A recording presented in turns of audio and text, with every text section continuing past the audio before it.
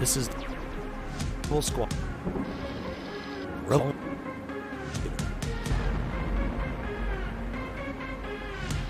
You. Oh. Gentle arm. Me.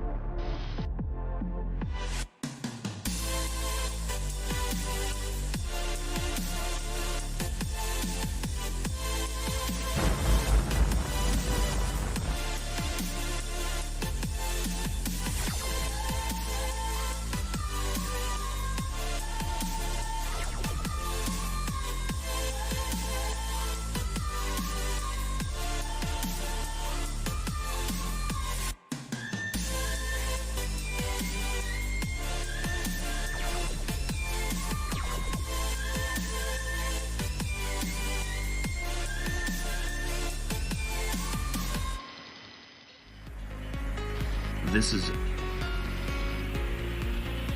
full squad.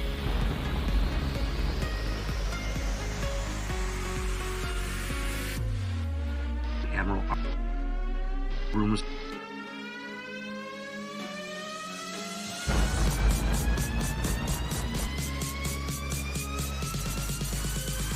He's out.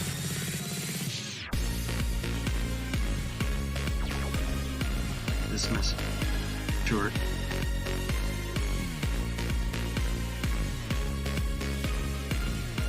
And make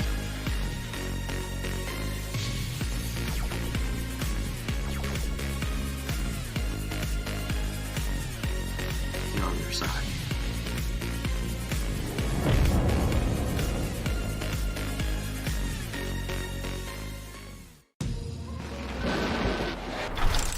Gearbox, punch it, boost that signal, punch that interference, boom, let's do this. Yeah, we got a House of G to get going here. Boom, shakalaka. Oh, hey there, recruit. Welcome back to another House of G on this Monday. Well, afternoon for some people, Monday morning maybe for some others. Hope you're having a good Monday so far. And hopefully this stream will help you start off your week with a little bit of a smile at least, if nothing else. So, who dug it? Yeah. That thing's been crazy, let me tell you. I'm sure you don't need me to explain exactly what that means.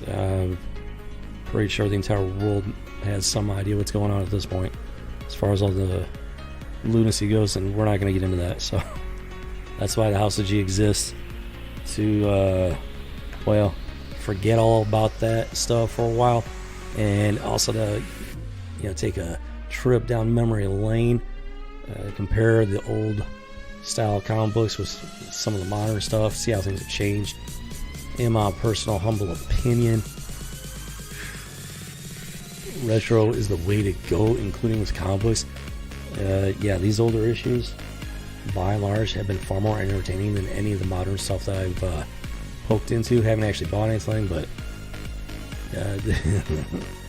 there's still ways to at least get your eyes on some of those pages and everything. Ooh, doggy. Okay, so let's see here. Alright, so we're going to start off here with, let's see. You guessed it. X-Men Boom Shakalaka. Okay, so this is March number 73. My money is on 1998 and Boom Shakalaka. There we go. Yep. X-Men number 73, March of 1998 there. So we're looking at, what is it, about 22, 23 years at this point. Yeah, this one's been sitting in my box there for a while. It's in half decent condition. The ink on the cover is a bit worn in spots, which is always unfortunate. But it's not surprising considering the fact that it has not been bagged and boarded for 22 years. It's just been sitting in a regular box. So yeah, it's actually in better shape than you might expect. We're going to go ahead and take care of that today. We're going to get it some proper protection there and hopefully keep it from getting in any worse condition than it already is. Let's go ahead and take a look at the story though and see what's rolling out here. Yeah, if you've been watching the House of G, you know I've already gone through several X-Men issues, and so yeah, I've had I guess mixed feelings about some of them, I guess you could say. However, by and large, they're definitely more entertaining than the stuff they're putting out today. So I will definitely agree on that one. Okay, so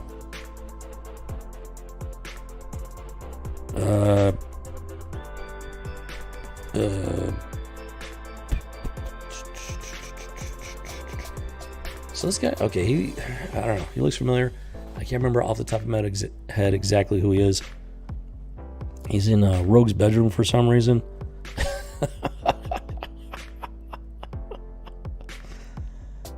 Not really sure why there.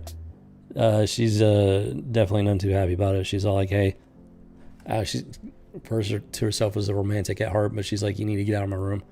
So I'd say it's an appropriate response by Rogue there. Now in the title, it does say identity crisis. So apparently there's something going on with this dude. Is that Magneto? They gave him purple skin for some reason, but yes, I do believe that is Magneto on the cover. Not sure who that chick is. She looks vaguely familiar, but I'm not placing her at all. So I want to. Yeah, I'm not sure who this guy. She calls him Joseph, so I don't know if he's supposed to be Magneto or like a younger. Was he a younger version of Magneto or something? I don't know. He looks familiar. I can't place him. The fact that his name is Joseph, that's making me think he's some version of Magneto at least.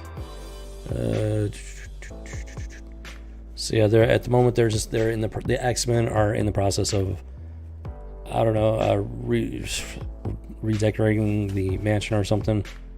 Yeah, it looks like wallpaper. So yeah, they're getting all domestic and everything. You gotta love how it shows the more mundane daily aspect of the team, considering they're one of the more astonishing teams in the comic book universe. Uncanny, astonishing, etc. Wait a minute. Wait. Hold on. Okay, well, okay, so Wolverine straight up refers to him as Magneto. Okay, so that is in fact Magneto. I'm still getting the hang of the camera stuff. Yeah, so right there, he straight up calls him Magneto. I got no idea why Magneto was in Rogue's room.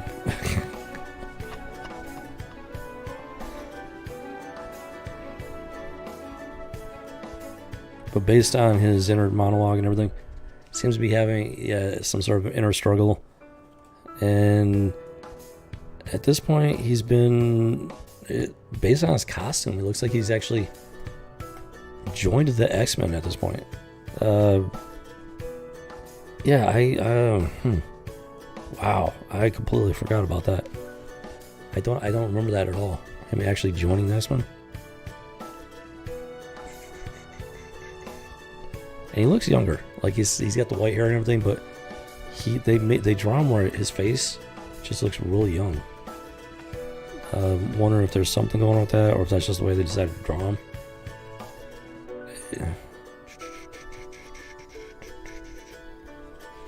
Who is this? I don't even know.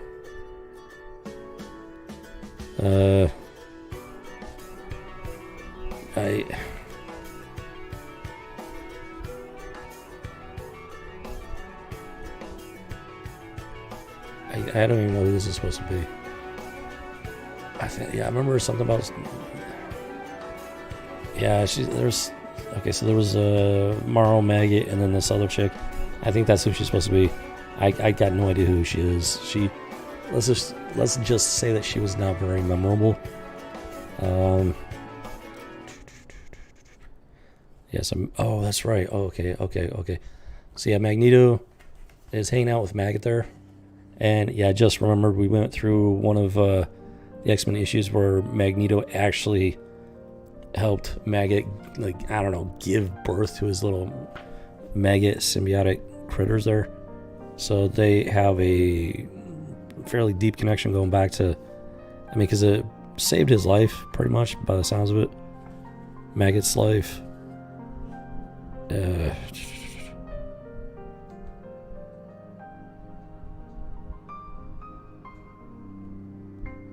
Oh, okay. So as far as the cover goes, that chick is her name is Sabra. It's not ringing a bell. And she's actually after Magneto to make him pay for his crimes as, you know, a bad guy, to put it simplistically. Even though that's pretty much spot on. So yeah, I'm all for redemption and second chances, but from what I understand, Magneto is a bit of a murderer. And you don't just say, I'm sorry for murdering people, and then move on with your life. That's not how it works. So that's one of the issues that I do have with comic books. They keep trying to redeem these villains, but the simple fact is that they're villains. They've done horrific things and they don't pay the consequences of their actions. And that's bled over into modern comic books and entertainment so heavily. It's one of the reasons why I'm not interested anymore, because they've just completely done away with morality. If there's no morality, then who's the good guy, who's the bad guy? There's no real conflict, because under that moral structure, which is, you know, meaning there is none, comic books have no meaning. Period. End of story. So that's just and this is going back to 1998. So it's been building up for a long time. Is the point I'm trying to make. It's been building up for a very long time. So the state of modern comic books and entertainment, it did not appear in a vacuum. It didn't happen overnight. It's been coming for a very long time. Wait a minute. Huh? Okay, so yeah, she's coming after Magneto, and then Maggot, he actually makes the statement that Joseph is not Magneto, and you gotta love that crotch shot right there. I'm not really sure what they were thinking with that. Yeah, so Wolverine called him Magneto. So Joseph, but apparently it goes by Joseph or Josephus or something.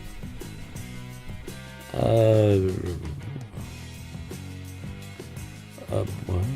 Oh, and then apparently,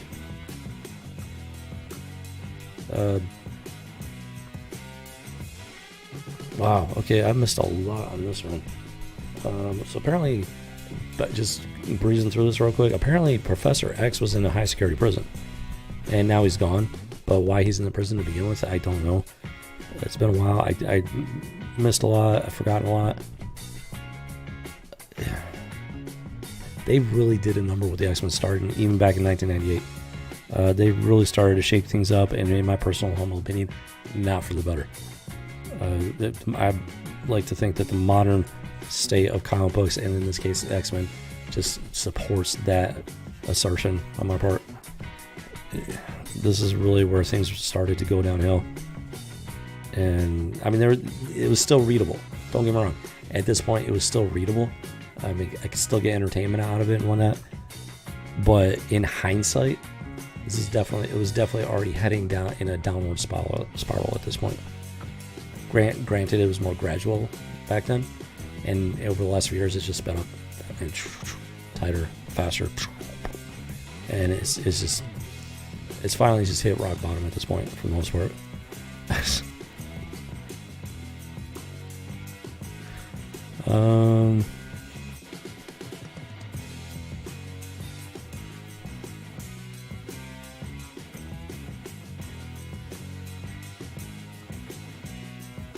Okay, so somehow he's Magneto, but he's not Magneto.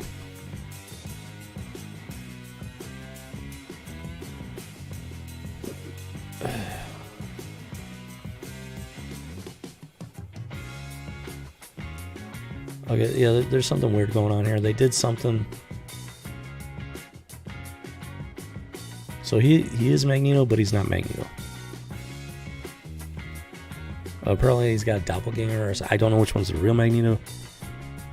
I don't know. I'd have to see if I got the other issues, or buy them somewhere, catch up on the story and everything. I don't know.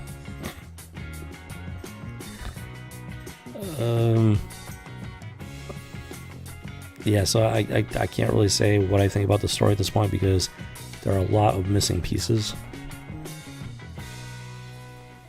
But then at the end of the this particular issue, what's in March? What? This issue was released in March. However, okay, so this issue was released in March, but the story actually takes place around New Year's Eve. Like at the very end of the issue, there's Beast watching the TV. Dick Clark is on the TV.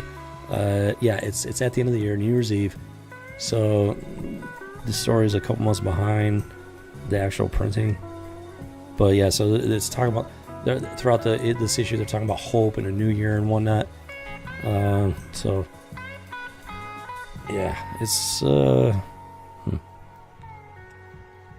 and of itself, the story was all right. But without reading more of the back issues to find out exactly what's going on, yeah, it's difficult to say at this point. Yeah, like I said before, I'm all for redemption stories, second chance stories. Now, okay, so like I said before, it was my understanding Magneto had killed people, at least in the movies he had. They definitely turned him into a murderer in the movies. And, there's certain lines he can't cross and come back without facing severe consequences. So they actually do address this in this issue. That chick, Sabra, whatever her name is, she's coming after Magneto specifically because he did in fact murder some people. However, this Magneto is not that Magneto. He's a different Magneto. I still don't know exactly what's going on there. Apparently there's two of them. One of them's a real Magneto. The other one's not the real, is a fake one. Yeah, so without more information, it's hard to say. So at least they do address that. So there is that going. Modern comic books, a lot of times, they don't address it. They just gloss over it, and it's like, oh, well, this person's a good guy now, or something like that. That's, putting it simplistically, but that's what it boils down to. But yeah, it had its roots going back to 1998 at least. So, I don't know. It's readable. Without reading more of the back issues to get a full scope of what's going on in the story arc, it's hard to say. To have like a definitive response to it. But, yeah. I don't know. It's, yeah. Well, you know what? Enough hemming and hawing. Let's go ahead and get this baby bagged and boarded and move on to the next issue. You'll see why here.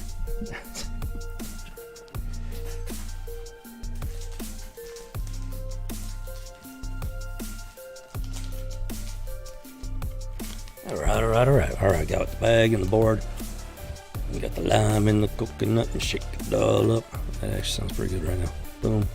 Alright, so yeah, you just want to leave a little bit of the board showing above the bag there. It makes it a little bit easier if you get the comic book in there without damaging it. So yeah, I like to take the corner of the binder.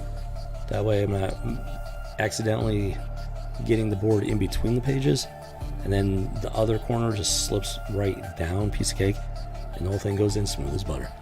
Ooh, doggy. That's what I'm talking about right there. Yes, sir, Bob. Alright.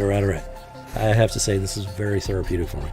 especially with all the nonsense going on in the world today. Just doing this, something about it is just, it's therapeutic, it's soothing. It reminds me of simpler times, less confusing times, more joyful times. You know, especially as a kid, I really loved reading comic books. It just helped me escape to other places and everything, and just open up new horizons in many ways. It's just fun. It's just straight up fun. So here we go. X-Men number 73, March of 1998. Boom, check luck out. Let's go ahead and get this baby in the... Oh, I did forget something. Here we go. Alright, so there's this company, BCW. They're not sponsoring this video. That's where I got my supplies from for this go around. And they got some pretty cool stuff, let me tell you. Right here, this is the box that I'm using right now. Transforms more than meets the eye. This is the IDW iteration of the Transformers. And as you can see, they actually look pretty faithful to the originals. On the side here, we got Optimus Prime with the Spark of Life. Isn't that a beautiful sight right there? Hoodie. I love this box. Let me tell you, this is such a cool box. It just adds a whole nother dimension of fun to this particular hobby here.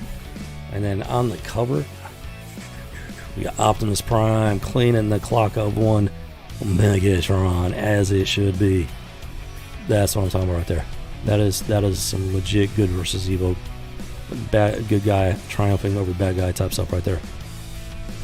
That's what it's all about, folks, at least for me. Let me check it out. Alright.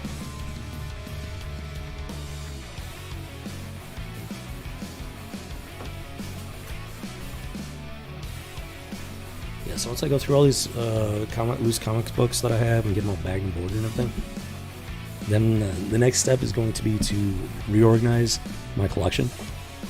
Actually, yeah, I'm gonna need to reorganize it because, you know, all these loose ones are just, they're just all stacked together. And then, well, I got a lot of old ones. I have one box that I definitely need to replace. It's all yellowed and honestly, it just looks like brown at this point. So I definitely need to replace that box altogether.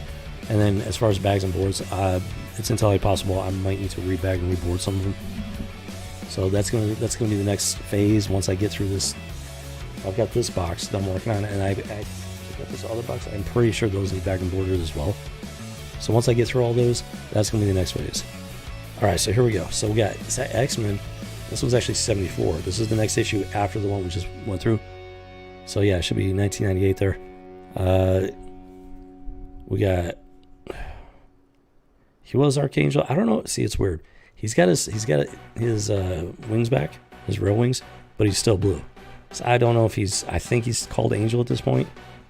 I don't think he's called Archangel anymore, but he's still got the blue skin. You got Maggot, and I think that's Killer Croc. It's either Killer Croc or Abomination. Oh, it might be Abomination, actually. Yeah, but it's a Day in Purgatory.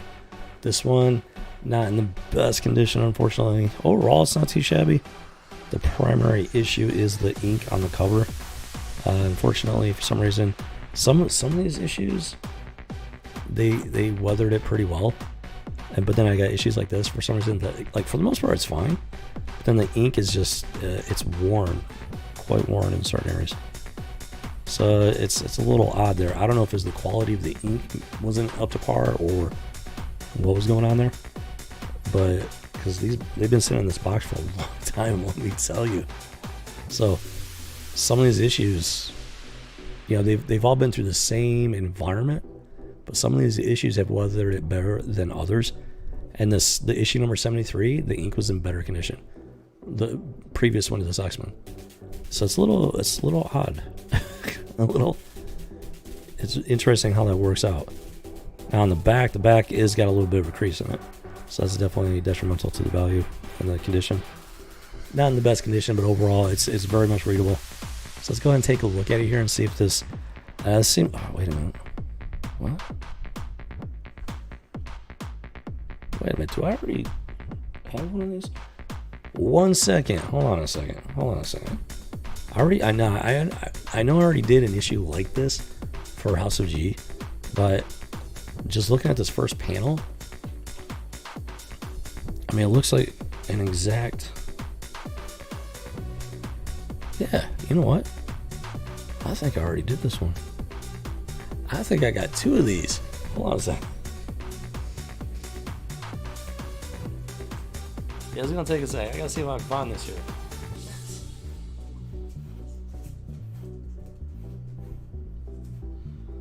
So this.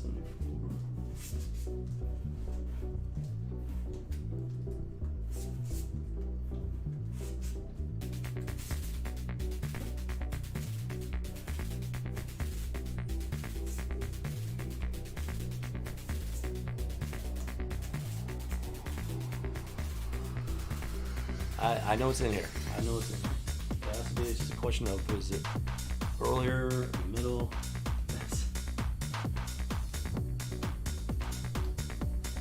Yeah, it's. I have a surprising number of these X-Men issues in sequence. So I know I'm not imagining things.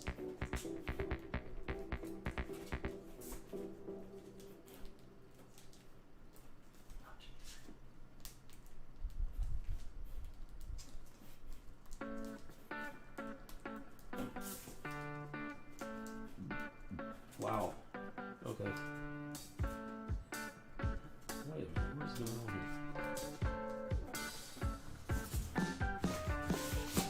Something going on here. What is going on here?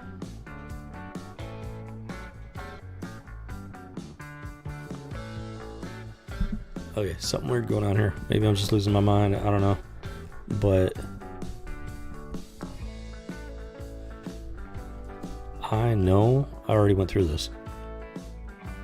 I know I bagged and boarded it. Hold on a second. Let me check something here.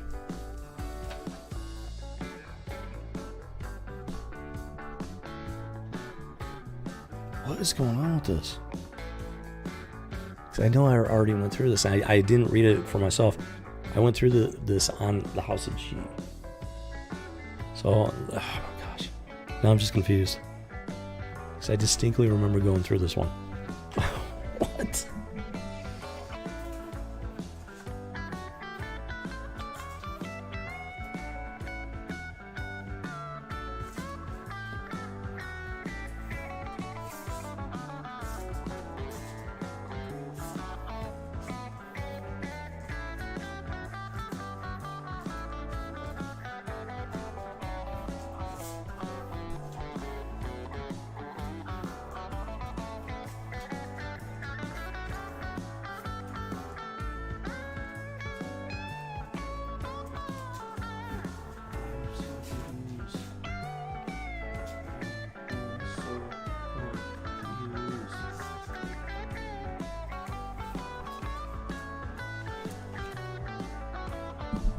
I'm so confused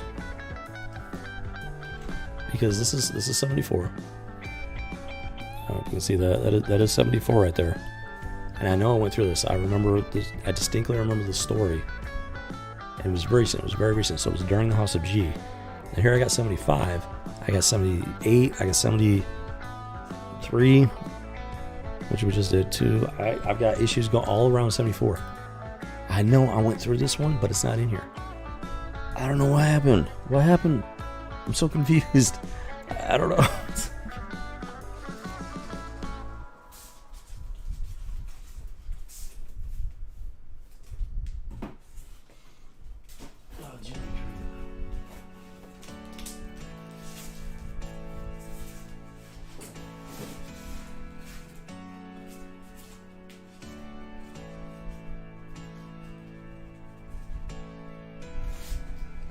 So odd. That is so odd. Because I know I went through the story. Oh man. I'm fairly certain I did not do it on stream. Or I did do it on stream. I think. Unless, you know what, maybe, which isn't likely. I honestly just have no idea at this point. because I definitely went through this, unless I did actually go through this one. But it doesn't make any sense because this was in a different pile that I have not touched. Oh my gosh. Maybe I'm just having some sort of existential out of body experience or something. I got no idea at this point. because this wasn't, it's difficult to describe. But basically I had like 2 stacks inside this box, one like this, one like this. So this one I've actually gone through that pile. This one was underneath here on the other side of the. I got no idea. Well, I'm going to go ahead and go through it because apparently I have not done it on the House of G yet. So as confused as I am, let's go ahead and keep pushing forward here. Because I know I went through this exact issue. Okay, so yeah, so we got X-Men: A Day in Purgatory. It's fascinating how this works out sometimes. Yeah, you got Angel / Archangel, Abomination, Morrow. Yeah, so like I've talked about before, so this is X-Men. It's not Uncanny X-Men. It's not Astonishing X-Men. It's just straight up X-Men. It's a newer title. This one's, it's only number 74 at this point. And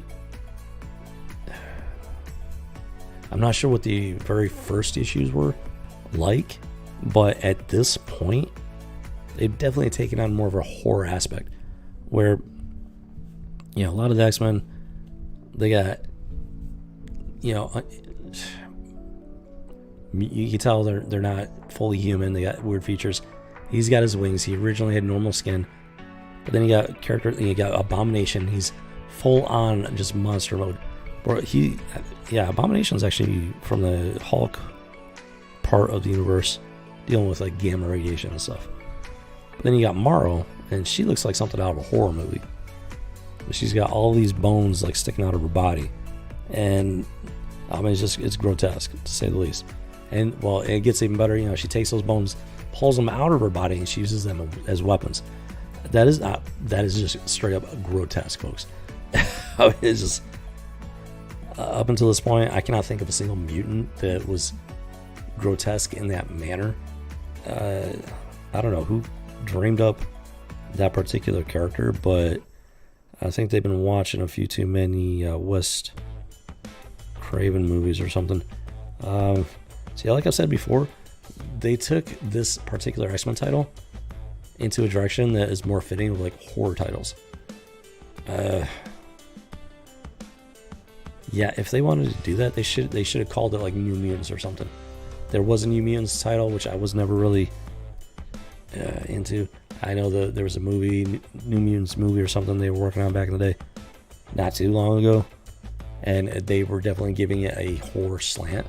So the characters like Morrow, Maggot, and whatnot, they would actually fit way better in something like that than the actual mainstream X-Men title. So I honestly have no idea what they were smoking when they decided to take this direction. But okay, so it opens up here. Okay, so here we go. So we got Maggot here, and she's in some sewer location with Calypso, who I thought was okay, so I'm thinking the DC version of Calypso. This is like the Marvel version. I think she calls her Calypso. Callisto, my bad. I'm mildly dyslexic. Calypso, Callisto, close enough. And then boom, we've got Angel flying through the air. Keep in mind, this is after New Year's, immediately after New Year's. As far as the story goes, he's just out for a flight in the winter snow, contemplating himself, his life, his time with the X-Men, etc., etc. Not to mention the fact that he does have his real wings back. That's a big part of his inner monologue at this point.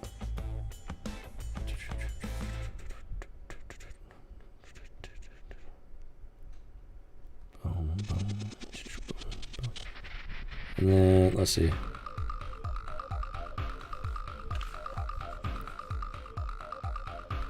So yeah, this is where...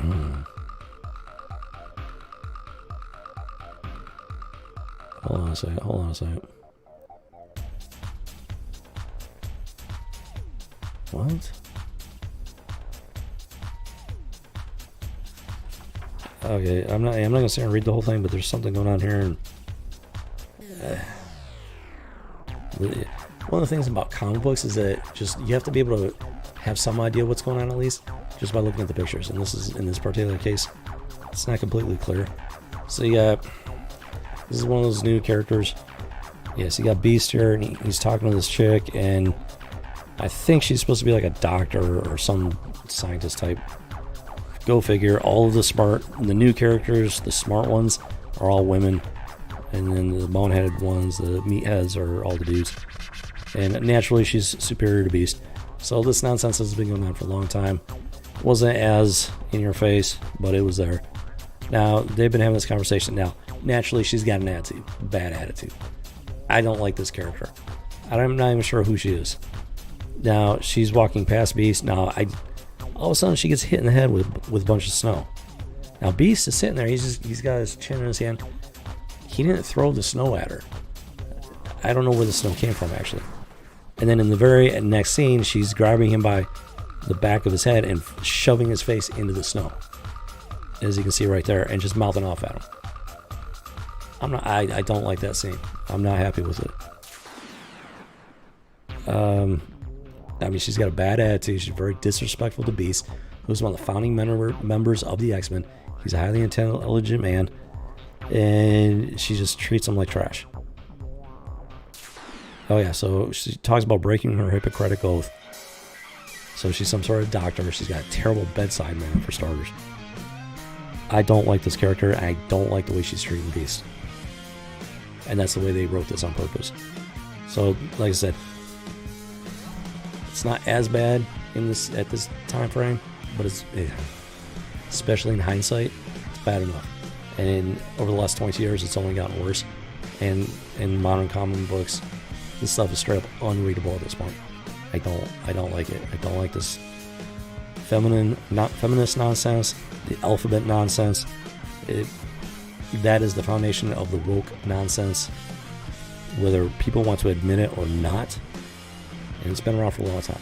Until people wake up to that fact, this stuff's not going anywhere. If people want comic books to go back to being readable and enjoyable, they need to wake up to the truth of the woke agenda and the very foundation of it, which is feminism and the alphabet community. You can't separate it, because it is the foundation of it. And this scene right here, where she is openly disrespecting Beast and shoving his face into the snow, and he's just taking it like a simp. He could easily overpower her and defend himself. And don't sit there and give me, oh, they're just playing around. No, this woman's got a bad attitude. She's disrespecting him, and he wasn't even responsible for the snow hitting her in the back of the head. I don't even know where the snow came from. I don't know if it came from Maggot, because in this previous scene, he's holding up this big old rock, and then boom, he drops it in the snow right there. And in the very next scene, she's walking past Beast, and boom, she gets smacked in the head with a bunch of snow. So I'm thinking Maggot is responsible for that. But she takes it out on Beast instead. I don't like these new characters. I don't. Especially this one. This one in particular rubs me the wrong way. And I'm not even sure who she is. I mean, just top of everything else, her attitude is terrible. So, yeah. Alright, let's move on here. So, yeah, Morrow is talking to Callisto. She's injured or something. Angel... Now, for whatever reason, Angel has decided to fly into the sewer. I have to take a look and see if I can figure out why exactly. But he's flying into the sewers for some reason. And I don't know if it was on a whim or something drew him there. Oh, okay, so he was actually down there before. Maybe as Archangel. Yeah, I think as Archangel he was down there. So now he's got his wings back. He's feeling melancholy, doubtful. So I don't know. So for whatever reason, he decides to head back down there as some sort of trip down memory lane. But then, boom, as soon as he enters the sewers, whammo, up pops the Abomination. And the Abomination is not a fan of Angel, apparently. Boom chakalaka. So let's see here.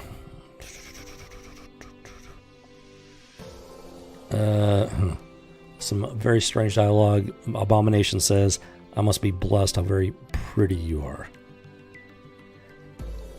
Very strange terminology, especially from someone like the Abomination. And then you got Morrow. She's hiding in the shadows. And she's like, "My perfect angel." She's like freaking got this huge mutant teenage crush on Angel. And once again, it falls down to his looks. Like, yeah, so not only does he have wings, but he has basically the looks of an angel. Yeah, the physical attractiveness of an angel. And they're really going hard with that in this issue. I mean, Abomination looks like half his skull was taken out.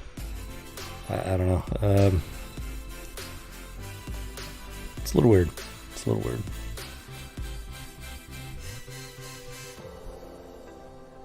Yeah, so Abomination is, going hard for Angel because he wants to tear him apart or something.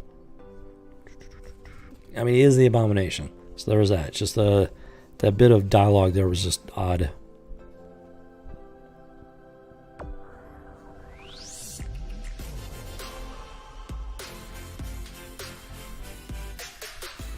So I've never... the Abomination has been around for a while. I've never gotten the sense that he was all that worried about looks. Then they turn him into this whiny little... I don't know, high school drama queen. When it comes to like high school cliques, we got the cool, popular, beautiful kids, and then everybody else. That seems to be the type of person that actually wrote this story. They just never. It's like they never just left high school. I don't know. It's a little weird, if you ask me. Boom chakalaka. Okay, so then there's also the side story with Wolverine and Maggot. Maggot lost control of his little symbiote critters there, and they took off, and they returned with blood on their carapaces or something. He doesn't know where they disappeared to. He doesn't know what they fed on. So we got these two stories going on, but the primary one is Angel. He's fighting Abomination. Morrow jumps in to try to save him, risking her own life.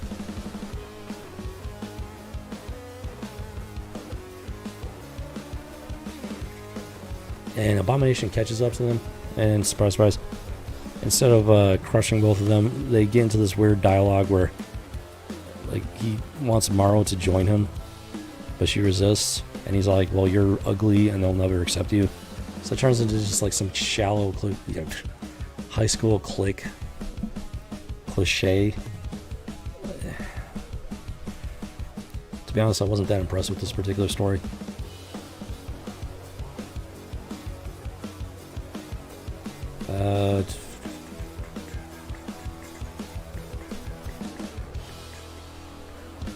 So at the end of the issue here, for whatever reason, the Abomination just walks off and leaves him alive and well. I guess he's thinking that she'll just eventually join him. I don't know. She writes a thing, "Light never dies, even in monsters." Yeah, it's some pretty cliche high school drama stuff. And he finds his flechette from when he was Archangel, and he realizes that she was holding on to it, which I guess means something to him. And then boom, Wolverine's been tracking some murders and stuff like that. Well, the Maggot's little critters caught up to Wolverine and fed on him. Now, fortunately, he's got his healing factor, so it didn't kill him, but it did knock him out for a bit. And he wakes up and he's like, "Maggot!" But Maggot's all like, "I'm sorry, I didn't mean to do it." Like he lost control of the little critters. That's what I'm saying. These new characters, they belong in a horror title, not the X-Men. I'm sorry.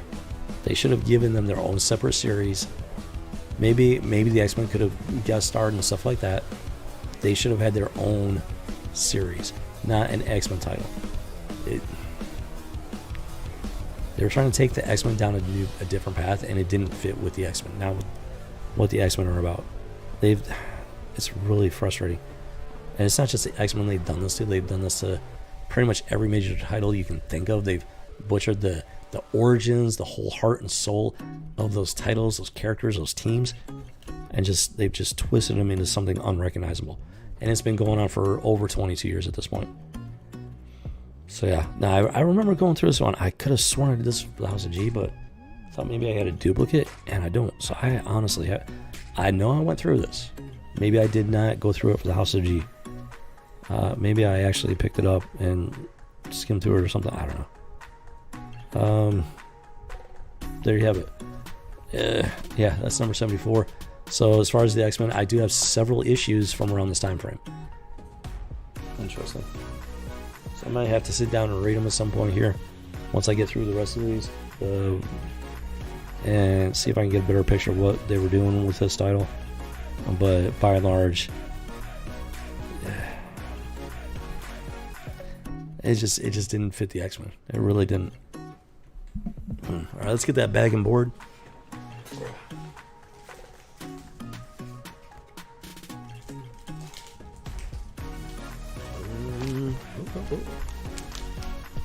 Chakalaka. All right. And like I've talked about before, these bags and boards are for modern comic books, but apparently 22 years ago is not modern enough. So they don't quite fit. These comic books from the 1990s are a little bit big. And yeah, so comic books have actually been shrinking over the last several decades. Which should tell you a little something about inflation and whatnot. Okay, boom, slide right in, smooth as butter. Get that flap over, nice and tight. And there you have it, folks. X-Men number 74, 1998. Damn purgatory. Yeah, so it was an okay story, but there are definitely some issues there. No doubt about that. All right, let's put this baby into the box and get it ready for storage. All right, so that's another one down there. Yeah, this has been a lot of fun for me. Don't get me wrong. I've had so much fun doing this House of G series. Going through these, it's been amazing.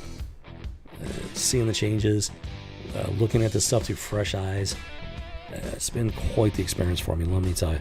And it's got me back in touch with my comic book roots, which is just awesome. I'm just grateful for that much. If I get nothing else out of this series, I mean, that's more than enough right there. Okay, so now we got The Flash. That's right. This is actually the Human Race Part 2 of 3. So if you've been watching the House of G, I just did The Flash Part 3 of 3, Human Race. And yep, I've got number 2, which means I might have number 1 in here somewhere, possibly. Or I might have picked up 2 and 3 at the same time. And I might have actually missed out on Part 1. I'd love to find out here at some point. But I do have 2 and 3. Now we already know that this little electric looking dude, he's a speedrunner like the Flash, and he's like made of electricity. He was the Flash's childhood invisible friend, but as it turns out, he's actually a real being. So interesting. I never had an imaginary friend or anything. I got lost in my imagination, but it never manifested as an invisible friend or anything like that. So it's always been curious. I know a lot of kids do, and it's always been kind of fascinating for me. But they took it a step further in this case. At this point, so they're just kind of like running through, I don't know, the cosmos or something. I don't know exactly what's going on yet, but they're definitely moving. The collapsing star. Oh, so okay, so it was these 2 Titan type entities, and apparently that third issue, that part of the race, it was only the last part of it. They're already in a competition that's going on, and the world is watching.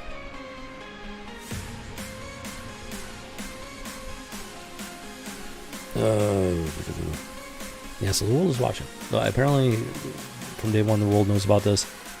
They're literally watching the race. We got Max. What was it? Max Mercury. I think his name is Max Mercury. We got Jay Garrick. His girlfriend at the time, which I forget her name, and some older lady in the back. And then you got like the Justice League, let's say the JLA, including Blue Energy Superman. That was such a weird version of Superman. And so yeah, they're just racing through space, which I did not know the Flash could do that. Unless these entities made it possible for him to do that, which I guess would not be outside the realm of possibility as far as, you know, comic books go, at least. I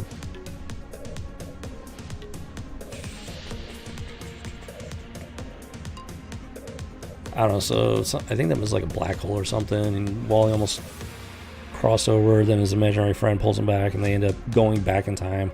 Got some dinosaurs there. Roar, roar. Flash, chow. Oh, that is so freaking cool. I don't know if you've ever heard of it. There used to be a show called Babylon 5. It's a really cool show.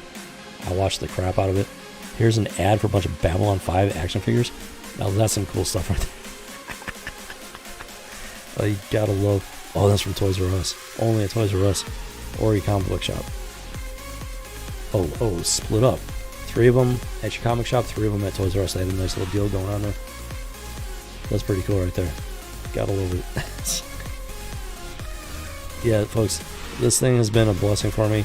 I've basically entered in my second childhood at this point, and I'm not complaining one bit, let me tell you.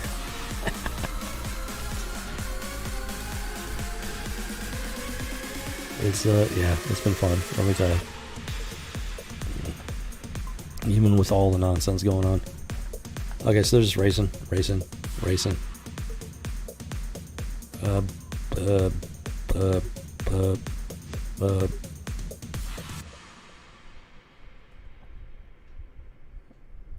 Hold on. So at this point, something about the race, he lost, and yet somehow it's not over yet. And his girlfriend, I like her way better than Iris, if I'm being honest here. She's trying to talk him through it.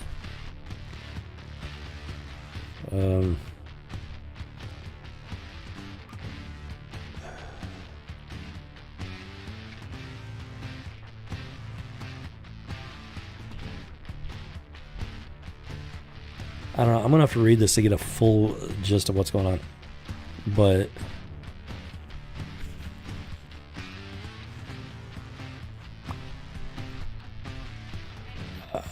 yeah. So he lost that part of the race. I don't know if that was or something. What? I mean, this Titan entity is like, I win, you forfeit your world. Oh, I win, the race is over for the moment. Now the forfeit must be paid. Then he gets up, Red Flash gets up.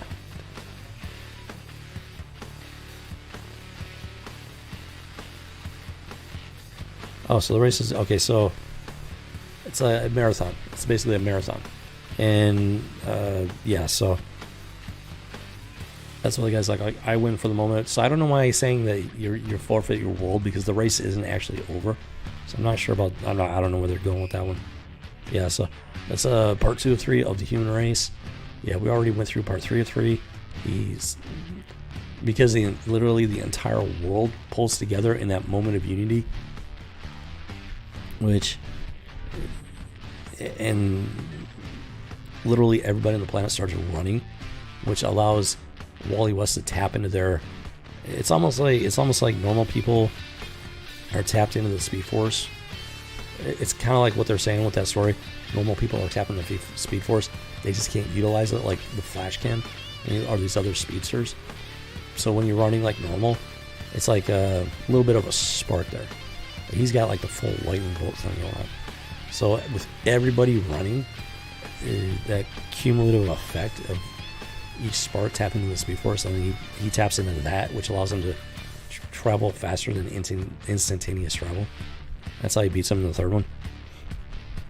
So it's just, it was an interesting story. It was. We'll have to see if I got part 1 of 3 or not. I'm actually curious how it actually all started. Which is, a good sign for a story, because means that it's caught my interest on some level. So it's not bad. It's not a bad one. Yeah. Alright, so let's go ahead and get that bag and board. Let's get this puppy protected here. Boom. Chakalaka. Alright, let's see.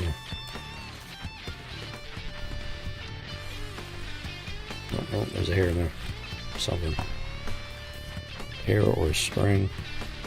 Yeah. I want to try to keep these relatively, particle free and everything as much as possible. Even though it was on the back side. Alright, so get that corner in there. Get that a little further. Alright, it just slides right in smooth as butter. Boom. Yummy, yummy. Alright. Oh, come on. Get in there. Get in there. Yeah, the flag can be a little fidgety sometimes. Finicky.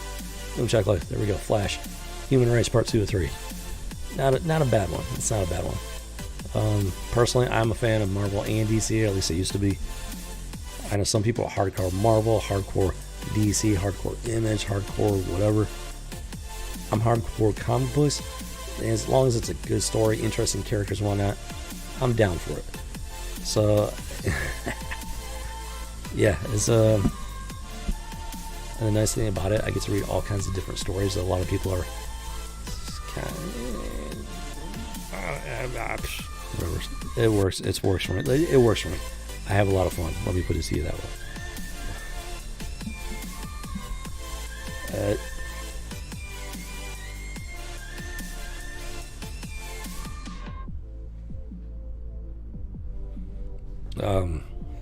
Okay, so yeah, okay, this is interesting. So what we have here, young heroes in love, whiskey, tango, foxtrot, sex, lies, and enemies with women. I like very vaguely remember the title. I don't remember anything about it. And this is DC. This is a DC comic book. What is this? What is this? And why is it in my collection? What was I thinking when I bought it? Just the title alone is ridiculous. What is this?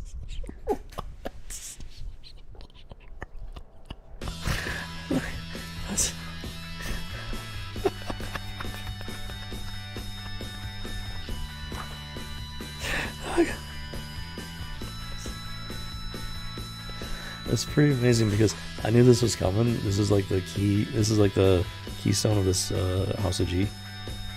But I never know how I'm actually going to react once I get to this moment. This is just like, what? What is this? What? And the best part, this is issue number 12. Number 12, 1998. What? This is a whole series. This was not like a one-shot. This is an actual series. What? Okay, let's take a look at it, because right now I'm just in disbelief. I don't even know what the... What? What?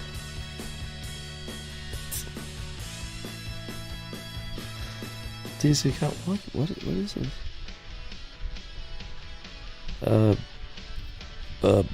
Okay. Okay, so we got this dude. He kind of looks like an ice elf creature. He apparently has ice abilities. It looks like he made some sort of ice sculpture of that chick right there, and she decides to melt it. And I don't know if he's got a crush on her or what. He's all like, "You."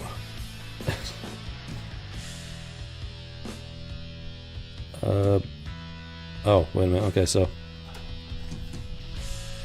she's just being playful, I guess. He like charges her and picks her up. She jumps in his arms, and they're like, "Hey." He's like, he wasn't expecting her or something. And then there's this next scene, some dude knocked on his back.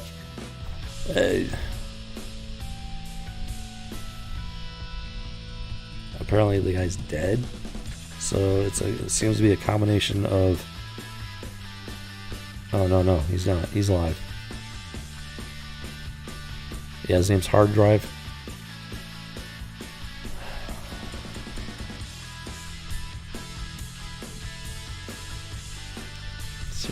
Really? Really? Hard drive. What? How did this get in my collection? What?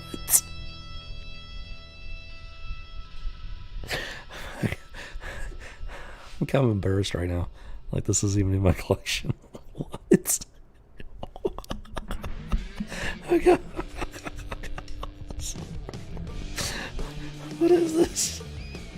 What is this? So this is, yeah, it's Young Heroes in Love, and this guy, his name is Hard Drive. Kind of gone past the innuendo into just like slapping him in the face with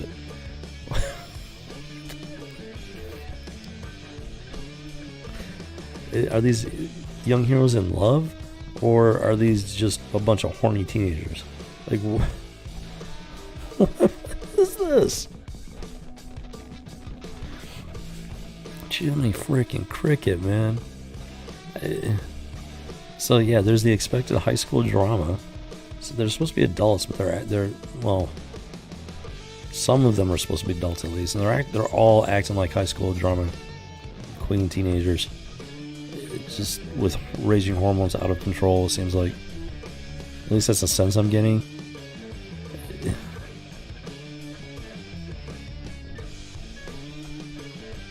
What is going on with this? I'm not gonna sit here and read the whole thing. I don't even know what to show you because it's all just, these characters are just going, they're at each other's throats. Is there just a bunch of freaking drama? They're just arguing. Like, what?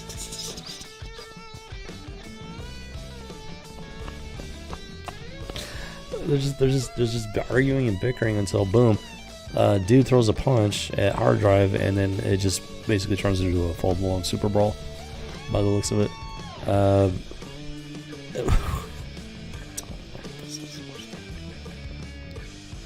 So apparently, okay, that's a neat trick. And then, okay, so apparently he's got some super telekinetic abilities on top of everything. The structure, he like blows it apart and then pulls it back together. And then you have a real superhero over there. At least at the time, she was a real superhero. Oh, gotta love that skirt, no doubt about that. Boom chakalaka. And then, what? Wait a minute, what? So, they're all, what? Oh, she's relaying what's been going on. Okay. So, this is the present moment, and she's telling him what just went down. So that conversation is after the fact.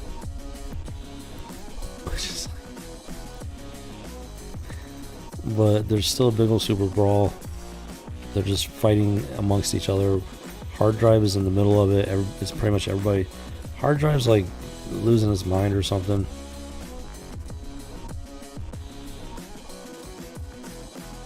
I don't know. Hard Drive's like, I guess he's like just kind of batshit crazy. Why did I buy this? Why? Can somebody please explain why I bought this? Because I have no idea. What the funky called Madonna? This is just stupid. I'm sorry. This is okay. So this is, I mean, I don't know. It's literally just a high school drama mag. That's all it is. Just high school drama with superpowers. It's reminding me of the whole Batman, Gotham High or whatever, from 1998. And now on the bright side, they didn't hijack a bunch of real characters. They created a bunch of dumb, some people might say tongue-in-cheek, but this is just like blatant in your face. And it's just boring and dumb. What is this? This has been going on for a long time. Now, like I said, on the bright side, they created new characters for this. They didn't steal a bunch of established characters.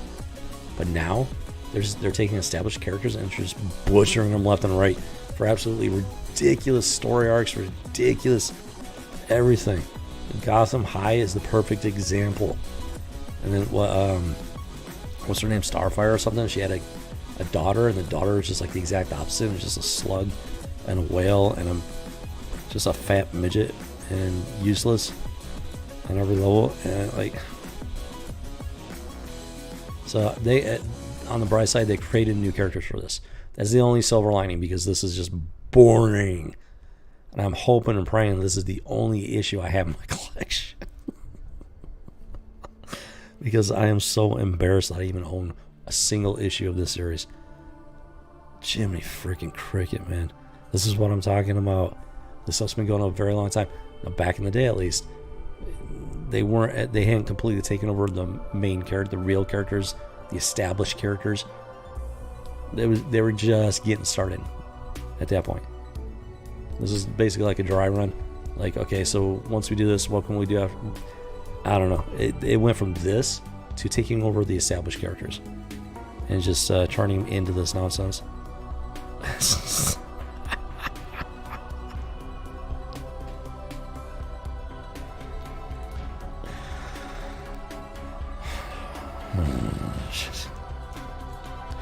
By far, this is the single most embarrassing stream I've done so far.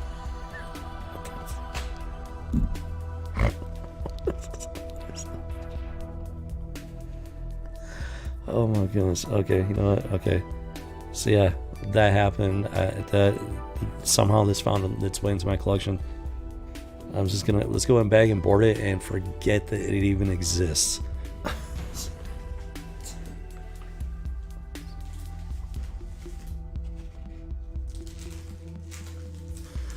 Oh my goodness.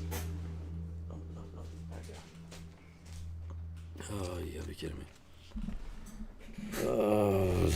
Aji Baji.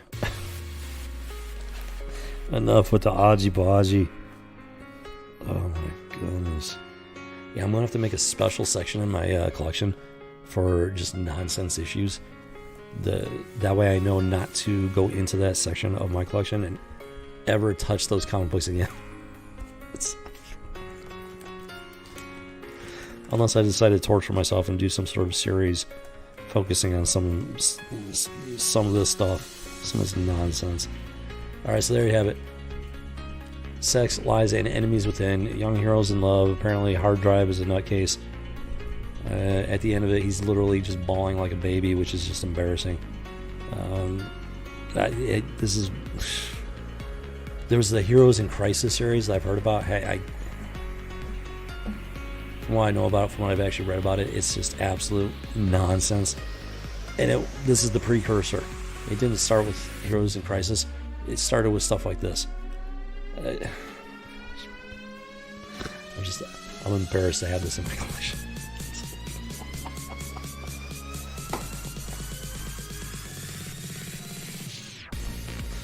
But you know what? I'm going to hold on to it because it's a great example of the wrong way to write a comic book. And it's definitely something I do not believe in erasing history. You need to know history. Whether it's world history, U.S. history, civics, comic books, movies, television. You can't be statues. You can't be erasing history. You can't do it. Bad idea. Bad idea. Now this one, if it was just like a straight abomination, I would literally rip it up and throw it away. It's goofy. It's retarded. But it's okay. I can hold on to it. I'm not gonna tear it up. Keep it for posterity. Be like, hey, you think? Yeah, whoever I end up passing my collection on to, maybe have a conversation at some point. Be like, hey, see this? This is a bad comic book. If you ever decide to write your own comic book, don't do this.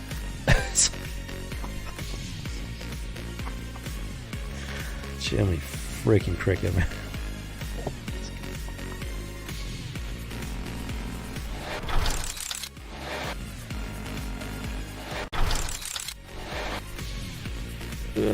That was my bad. I thought I had that set up different.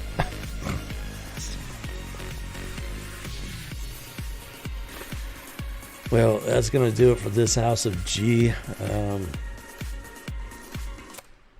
yeah, that